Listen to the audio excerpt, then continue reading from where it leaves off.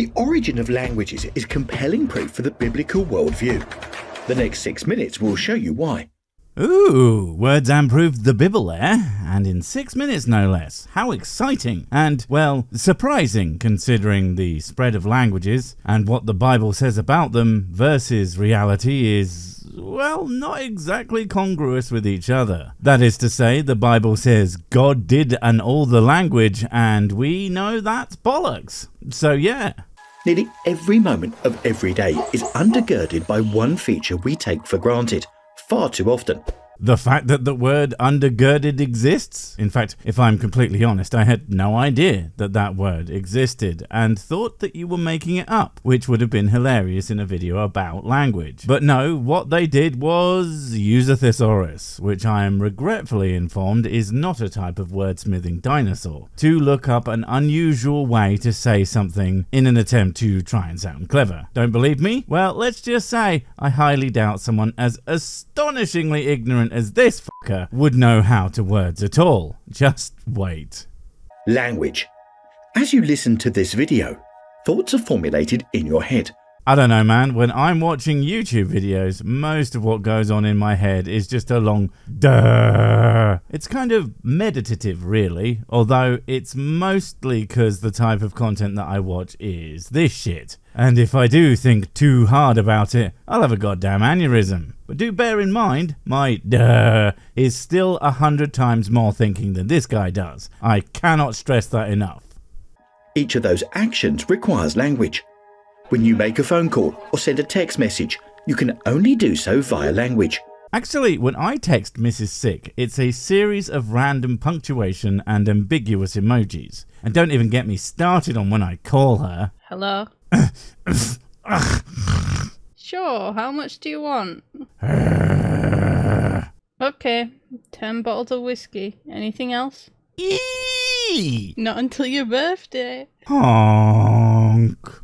Whether in English, Spanish, Mandarin, or any other language. Yes, there are a lot of them. Far too many for my liking. As an English person, I of course will walk around shouting, "Do you speak English?" while in foreign countries, and be completely flabbergasted that no one understands what I'm saying. I mean, I booked this holiday in English. I expected everyone else to speak English. I wish I was making this up as a joke, but actual British people did this, making us so proud.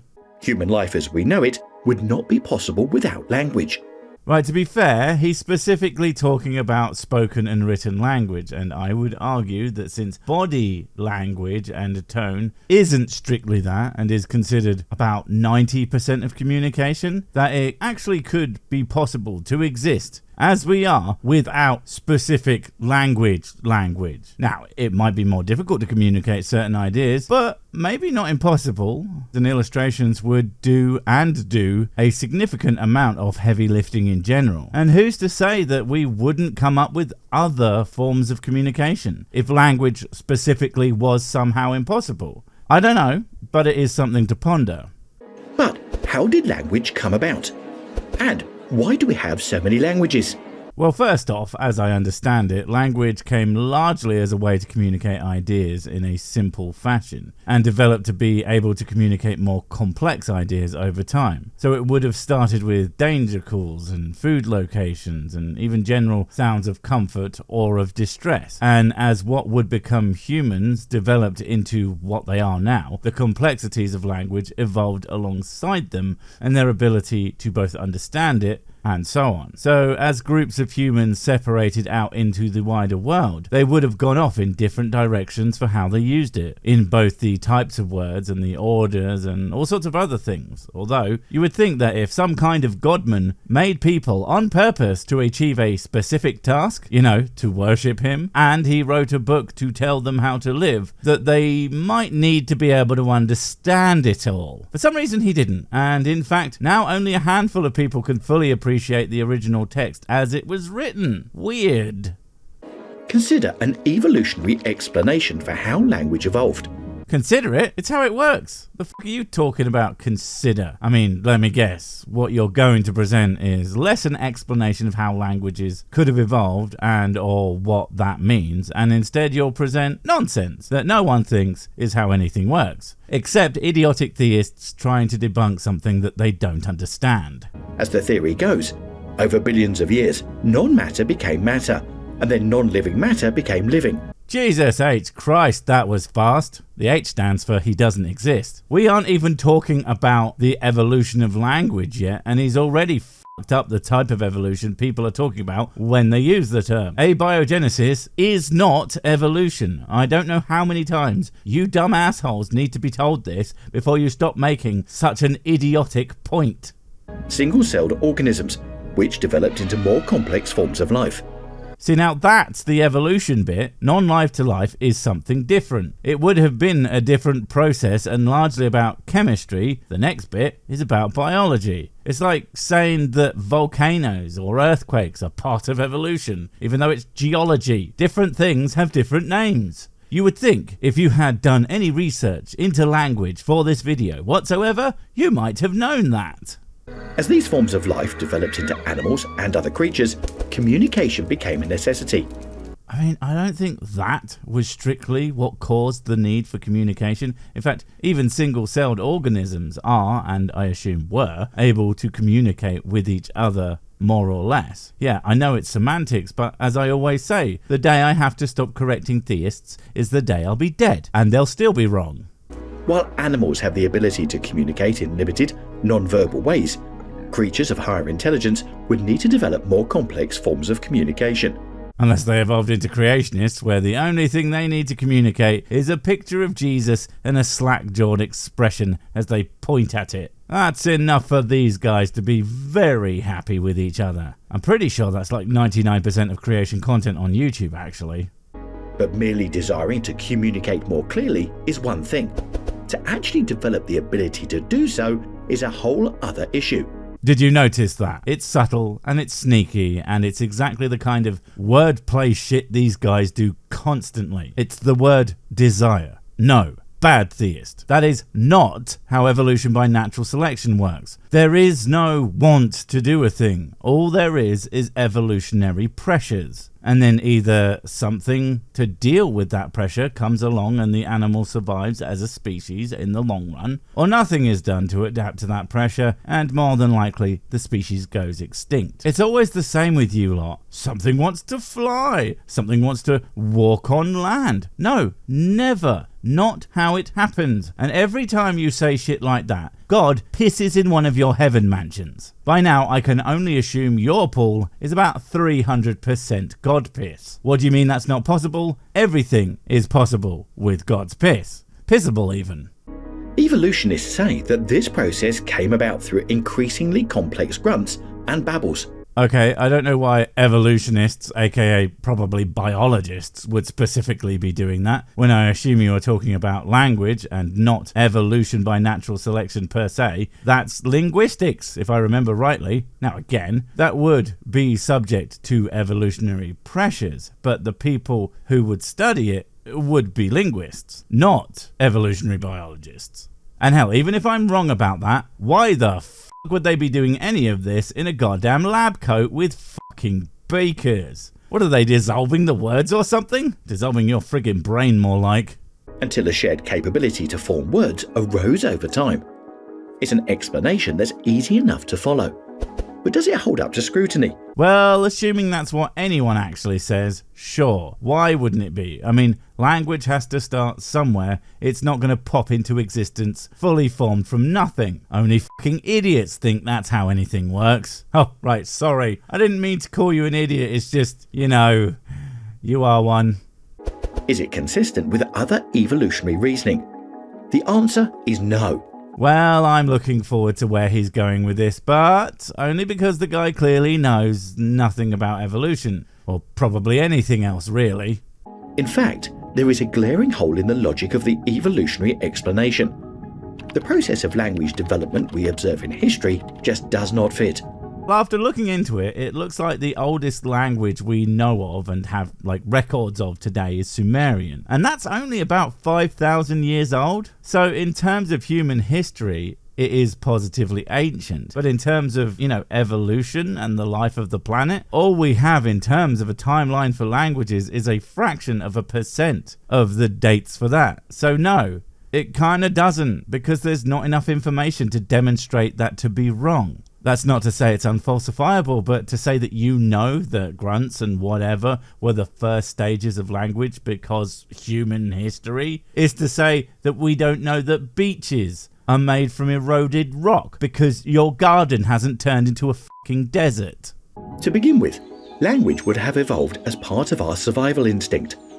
The better we can communicate with each other, the better we can collaborate in protecting our people. I'm not sure exactly what you mean by that, but calling it a survival instinct is probably wrong. Languages evolved with people as much as humans evolved to be able to do language. Languages themselves evolved separately from human evolution because it's something that only happens when you have a lot of people together doing it at each other, at least in any coherent fashion. They have to teach each other and learn it at their babies and shit. No one comes out of the baby tube and can speak any language whatsoever. The survival adaptation would be the ability to learn it.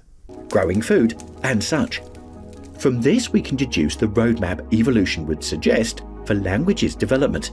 Oh, can we now? I mean, we probably can, the collective of people on Earth trying to figure out facts about reality. But the we that includes you, well, suddenly that leads to something I can only charitably describe as a really fucking stupid conclusion from an absolute moron. And if I was being uncharitable, I would say, what the fuck is wrong with you, dumbass? What, did your parents drop you from a 10-story building directly onto your head? And instead of scooping your brain back into the hole, they just replaced it with fistfuls of gravel and dog shit. But I get ahead of myself. What would start out as grunts and babbles would continue to grow more and more concentrated, as this provides for better communication. As people groups develop their own languages, the continued development should bring their languages closer and closer together to enhance collaboration between tribes and peoples. No, it fucking shouldn't. Tribes are separated and they develop on their own in their own directions. And it's only fairly recently that it's more common for people to do stuff together. More often than not, what actually would happen is they would wipe each other out. And at best, one would absorb the other's culture, possibly making parts of it their own. But none of those languages are going to fucking become more like each other for no reason. That's not how anything works. One should assume the end goal would be a single, shared human language. Only if one has shitty gravel for brains, you shitty gravel-brained fuck. There is no end goal for things that are being selected for. There is no selection pressure to make languages all be the same one. So it's not going to do that. And fuck, they tried to make a single unified language. It's called Esperanto, and it's one of the funniest reoccurring jokes in early Red Dwarf. As the most incompetent crew member on the ship, it was literally the choice he made. Because of course Rimmer would choose the most useless fucking language in all of human history to learn. Think of it as a linguistic edition of Survival of the Fittest. Okay, and since Survival of the Fittest is trying to make one creature on purpose to be the best creature, that's why we don't have other animals, you dumb piece of crap. Seriously, who tells these people they should be doing this? Who said, hey, you clearly know the f*** you are talking about, buddy. Go and do a YouTube. I mean, to be fair, no one told me to do this shit, and I am an idiot, so maybe that's it. But if anyone encouraged you, they are a bad person and should feel bad. Just as many species and features have supposedly been left behind in the course of evolution, leaving us with the more finalized versions we have today. Finalized versions? Oh my god, what are you babbling about now? Nothing is final about any species. Again, it's almost like he doesn't actually know what the hell he's talking about. So we should have seen fewer and fewer languages as we evolve toward an ultimate form of universal communication. We do see fewer languages. More than likely, huge numbers of languages have disappeared forever from full complex languages to offshoots and such. They die out all the time. The last person to know a specific language thing is probably alive right now, and when they die, no one will use that word or whatever anymore. That ultra-specific dialect or even that accent they have will in fact go extinct. The only reason it's probably less prominent today is because we actually keep a lot of records of them. But still, I'm sure it happens, and before the days of the internet, it will 100% have happened constantly. Thousands isn't lots of languages. It's how few we have left considering the context. Even if regional dialects and accents continue to exist, it only makes sense that man's development should not have reached a place of thousands of diverse languages that limit our ability to work together for survival and, in fact, alienate us from one another.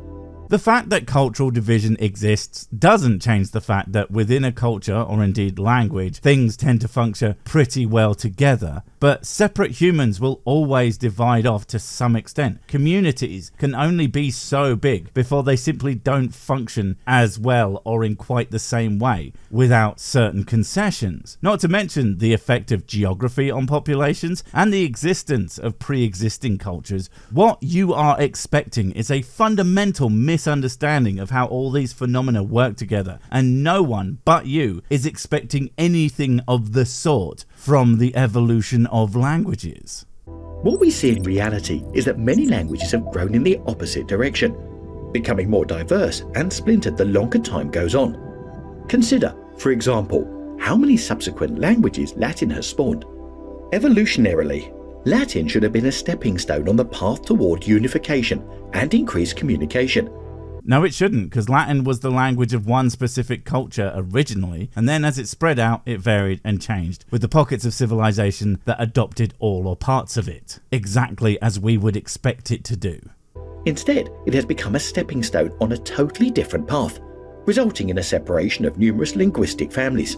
It is fucking hilarious that you used that diagram when that's exactly the kind of thing used to demonstrate evolutionary diversity. Congratulations, you played yourself, you absolute joke. Any attempt to help language evolve into a universal system of communication has failed miserably. Despite a supposed evolutionary impulse to enhance our ability to communicate, one-world languages like Esperanto have gained almost zero traction. He said it. Fucking stupid-ass language. Honestly, I'm surprised this guy doesn't speak it. As people groups around the world have spurned such developments. So why do we have all of these languages? Why is it that we see a consistent fracturing of languages throughout history? Let me guess. Bible. The big question is, if humans evolved language in order to communicate with each other, then why did language continue to evolve in a way that interfered with such communication? Because they didn't evolve language. Again, not a choice. Languages evolve. It's kind of fluid in that regard. It does what it wants. And in order to control that, you would have to control all people. But there's not really such a thing as that. Not in a way that is universally effective. So you get different languages. Shit, if there was a universal language, now that would be fantastic evidence for some kind of god. Gasp. The evolutionary explanation for language's development does not fit with what we observe. Languages evolve between separate groups and change as they spread out. Yeah, that's not what happened at all. But the Bible's does. The evolutionary map of language development would suggest a move from caveman grunts, continuing on toward greater and greater unity all the time. No, it doesn't. Stop saying that. That is not how any form of evolution works. The biblical map, on the other hand, suggests a movement away from unity into greater and greater diversity. No, it doesn't. In fact, I'll tell you what it does before he even shows it. What it does is it explains the diversity without any of that pesky evidence or anything backing it up. It's like how there are gods of thunder in many mythos, but now we know how it works, and that's clearly nonsense. They never saw a god of thunder, it's just what they could come up with. Much the same with the Bible. It has a story that was formed post hoc and not by actually studying anything. Starting with the biblical account in the book of Genesis, where two humans were created alongside one another, one can assume there was only one language in the biblical beginning. However, in Genesis 11, we have the account of Babel. A thing for which there is absolutely no evidence in it existing, almost like it's not fucking true. As man disobeyed God's command to fill the earth and worked together to build a greater tower in the city of Babel, or Babylon, God thwarted their work by confusing their languages. See, here's the part of the story that always seemed particularly stupid to me, aside from all of it. That wouldn't work. Engineers work off of diagrams a lot, and those tend to be fairly universal. I can't imagine they started building this without doing such. So even though they suddenly couldn't communicate, I don't think that would actually stop shit. It's almost like it's a fable to explain something that the writers didn't understand. Strange. This perfectly explains why we have a number of languages that are closely related to another, yet, over time, have grown apart. For example, Japanese and Chinese are very similar languages.